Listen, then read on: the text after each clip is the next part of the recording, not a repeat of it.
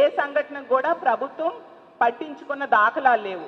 కొన్ని సంఘటనలు ఎక్కడైనా వీళ్ళు పట్టించుకున్నారు అంటే ఏవైతే జగన్మోహన్ రెడ్డి గారు పరామర్శకు వెళ్తారో అక్కడికి మాత్రం హోమ్ మినిస్టర్ గారు వాళ్ళ మంత్రులు తొందరగా వెళ్ళి జగన్మోహన్ రెడ్డి గారి కంటే ముందు క్రెడిట్ ఏదో కొట్టేయాలి అన్న టైప్గా వీళ్ళు వెళ్ళి పరామర్శ చేస్తూ ఉంటారు తప్ప వీళ్ళు స్వతహాగా వాళ్ళంతటి వాళ్ళు ఈ కుటుంబానికి ధైర్యం చెప్పాము, ఈ మహిళకి ధైర్యం చెప్పాము అనే సంఘటన ఎక్కడ కూడా మనం చూడని పరిస్థితులు నెలకొని ఉన్నాయి.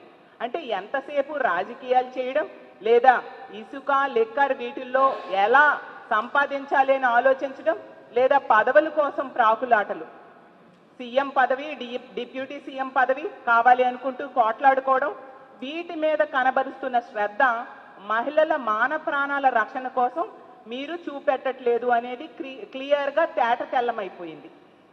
ఈ రాష్ట్రంలో ఉన్న కూటమి ప్రభుత్వానికి ఈ రాష్ట్రంలో ఉన్న మహిళలందరి తరఫున నేను వేడుకుంటూ ఉన్నాను, బెల్ షాప్స్ తొలగించండి. బెల్ షాప్స్ వలనే ఇంత విచ్చలవిడిగా మద్యం దొరుకుతూ ఉంది. మద్యం అమ్మకాల్ని తగ్గించండి. లేకపోతే ఖచ్చితంగా బెల్ షాప్స్ దగ్గరికి వెళ్ళి మా వైఎస్ఆర్ కాంగ్రెస్ పార్టీ తరఫున మహిళల తరఫున మేమందరము కలిసి బెల్ షాప్స్ మేమే ధ్వంసం చేసే పరిస్థితి రానున్న రోజుల్లో మీరు చూస్తారు.